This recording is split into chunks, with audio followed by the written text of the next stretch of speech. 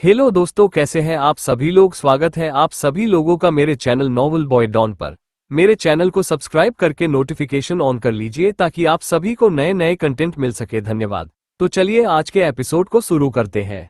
Welcome to episode 51। हमें ईर्ष्या हुई।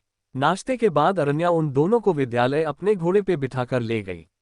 उसके पीछे वे चार छुप छुप कर अपना काम कर रहे थे। एक गिन्नी के पास घर के चारों ओर नजरें रखे हुए था। वीर को वहां मौजूद देख वो थोड़ा सोच में पड़ गई, लेकिन उसने अपनी कुछ कहा नहीं। उसने उन दोनों को विद्यालय छोड़ा। उसने अपने आधे चेहरे को हल्के नारंगी रंग के वेल से ढक रखा था, जो उसके वस्त्रों से मिलते जुलते थे। उसकी शांत आंखें कुछ सोचे खोई हुई थी। मुझे सबसे पहले अरण्या को ढूंढना होगा। लगता है अब उसे मुक्ति दिलानी ही पड़ेगी। सोचते हुए वो घोड़े पर चढ़ने को हुई, लेकिन फिर किसी की आवाज सुन वो पीछे घूमी।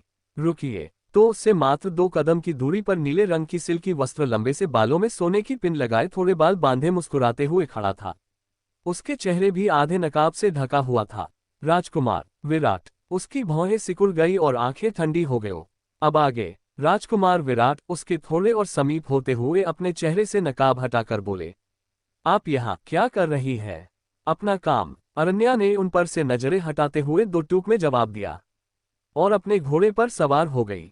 राजकुमार विराट ने बताया, उसे ऐसे जाते देख पूछा, हम भी उसी ओर जा रहे हैं, एक क्षण रुकिए। बोल वो तुरंत ही दूसरी दिशा में जाकर अपने घोड़े पर सवार होकर उसके पास आ गए। उनके पीछे पीछे घोड़े पर सवार सैनिक भी चलने लगे। घोड़े की नाल हाथों में संभालते हुए अरण्या ने अपना घोड़ा आगे बढ़ाया। उसे बिल्कुल पसंद नहीं आया उसका यूं पीछे लगना। आपको यहाँ कोई समस्या तो नहीं अरण्या? अपना नाम उसके मुंह से सुन अरण्या ने उसकी काली और कुछ जानने की कोशिश कर रही आंखों में देखा और फिर रास्ता देखते हुए प्रश्न किया, जनता का हाल जानने निकले हैं राजकुमार विराट? काफी अच्छे विचार है अपनी जनता के प्रति। राजकुमार विराट हल्का सा मुस्कुरा कर चहल पहल भरे बाजार को देख थोड़ी गर्व भरी आवाज में बोले, बस जो भी सीखा है पिताजी से ही सीखा है। आखिरकार उनकी गद्दी हमें ही संभालनी है। हाँ वो तो है। अरण्या ने उसकी हाँ में हाँ मिलाई, जिसे सुन राजकुमार अरण्या को देखते हुए बोले, हमारे राज्य में सब सही है। 1000 गांवों को अकेले ही संभालना होगा हमें, बस आशा है कोई अच्छी और समझदार पत्नी मिल जाए। अरण्या ने बिना किसी भाव के उन्हें ऊपर से नीचे तक देखते हुए उत्तर दिया, आपकी सुंदरता कमाल की है। आपके लिए तो राजकुमारियां दौड़ी चली आएंगी। और आप? विराट के होंठों से हल्की आवाज बाहर आई। अपने होंठों से निकली अपनी बात पर शर्मिंदा होते हुए उन्होंने बात बदलने की कोशिश की, वैसे आपको हमारा उपहार कैसा लगा था? हमने खास आपके लिए तैयार करवाया था। आपका उपहार वो मार्ग में कहीं गिर गया? राजकुमार, आशा है मुझे क्षमा मांगने को नहीं कहेंगे आप। अरे नहीं नहीं, वो इतना भी कीमती नहीं था। वैसे यदि आप चाहे तो हम आपके लिए दूसरी तैयार करवा सकते हैं। राजकुमार विराट। उसकी बात पर अरण्या ने अपना घोड़ा रोका और बड़े ही शांत स्वर में बोली, मेरा मार्ग यहाँ है, आप जाए। किंतु हमें कोई समस्या? उन्होंने अपना घोड़ा समीप करते हुए जल्दबाजी में कहने लगे, लेकिन अरण्या ने उसकी बात काटकर उसकी ओर मुड़ बड़े हो कठोर और अपमानजनक तरीके में बोली, किंतु मुझे समस्या है विराट। आप अपनी मर्यादा न लांघें, और वैसे भी मुझे आप जैसे पुरुषों में जरा भी दिलचस्पी नहीं है। आप गलत समझ। विराट ने अपने आसपास खड़े सैनिकों को देखा, जो अपना सिर नीचे किए सब सुन रहे थे। उसकी मुठ्ठियां गुस्से में बंद हो गई।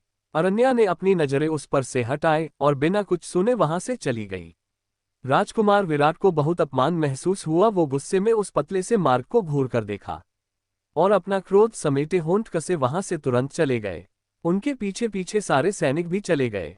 उनके वहां से जाते ही अरण्या गली से बाहर निकली। उसके हाथ में एक अमरूद था, जिसे उसने अभी खरीदा था। उसने एक नजर धूल उड़ती सड़क को देखा और अपना घोड़ा मोड़ते हुए खुद में बुदबुदाई, क्या बचकानी हरकत है। उसकी मयूर सी बड़ी आंखों चिड़न भरे भाव थे। उसने अपना घोड़ा आगे बढ़ाया, फिर कुछ दूर जाकर अपना घोड़ा रोकते हुए एक वस्त्रों की दुकान को देखने लगी। दुकानदार उसकी घूरती आंखें देख अपने आसपास देखने लगा कि कहीं कुछ गलत तो नहीं है।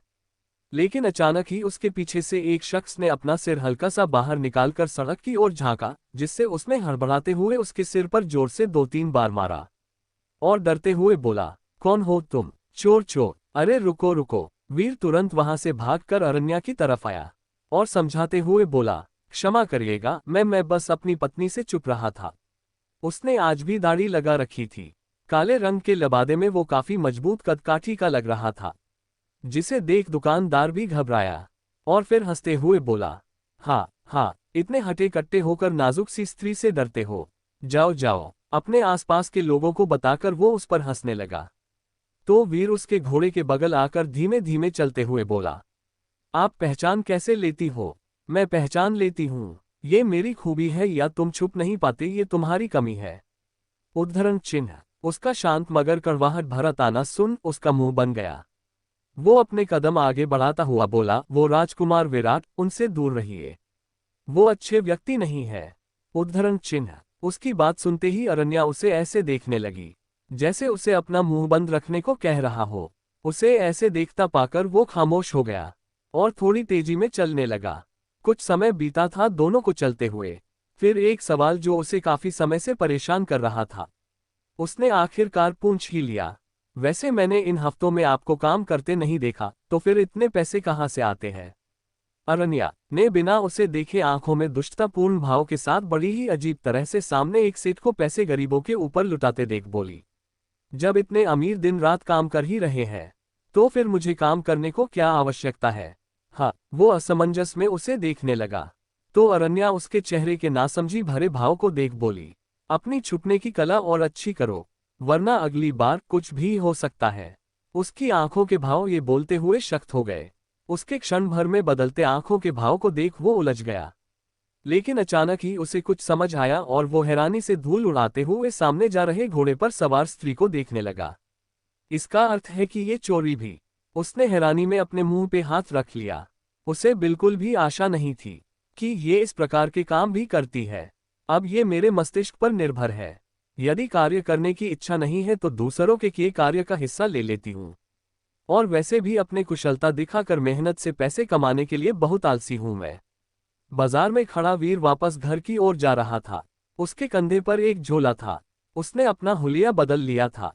उसने एक दुकान के समीप जाकर कुछ मिठाइयां ली और उन्हें अपने झोले में डालने लगा, लेकिन अचानक ही वो पलक झपकते ही गायब हो गया। उसकी मिठाइयां वहीं गिर गई। दुकानदार हैरानी से अपना हाथ आगे किए देखता रह गया। उसने आश्चर्य से अपनी पलकें झपकाए और अचानक ही वो भी मूर्छित हो गया। आसपास के लोग जल्दी से उसकी मदद को भागे।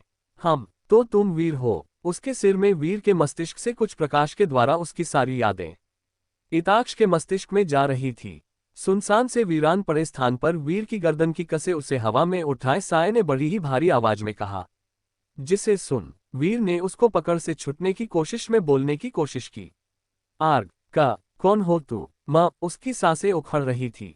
हाँ, उसने तुम लोगों को चुना है सुरक्षा हेतु, एक थकान भरी आवाज में सांस बाहर छोड़कर बड़े ही आलस में कहा। वीर ने अचानक ही अपना खंजर निकाला और उस पर चलाया। इससे पहले वो उसे छू भी पाता वो हवा में उड़कर पेड़ से जा टकराया और एक दर्द भरी आवाज उसके होंठों से खून के साथ बाहर आई। काले रंग के वस्त्रों में लिपटा वो साया हवा की तरह उसके पास पहुंचा और अपनों पंजों पर बैठ वीर का जबड़ा अपने एक हाथ में दबाते हुए बोला, तुमने मेरे खिलौने से बात की, हमें बड़ी ईर्ष्या हुई। वैसे बात क्या कर रहे थे तुम दोनों? वो बहुत शांत थी तुम्हारे साथ। तुम संग की इंसान तो तुम हो जो उनके पीछे पड़े हो।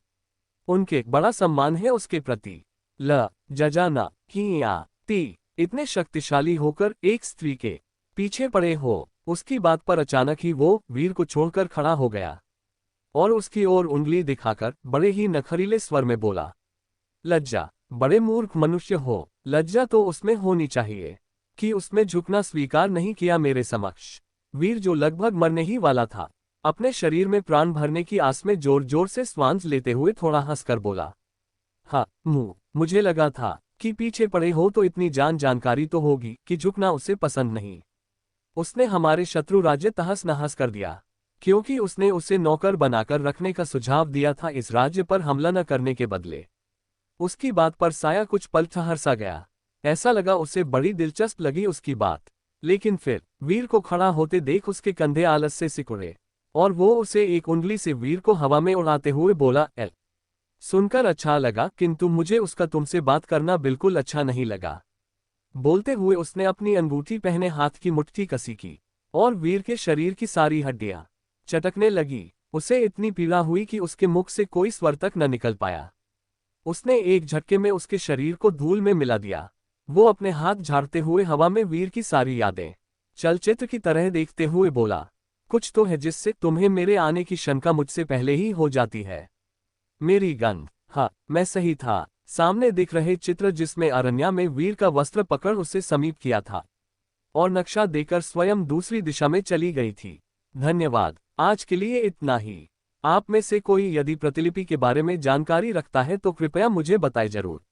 मेरे कुछ प्रश्न है। नेक्स्ट एपिसोड के लिए subscribe KARE। Keep supporting. Please hit the subscribe button and enable the notification.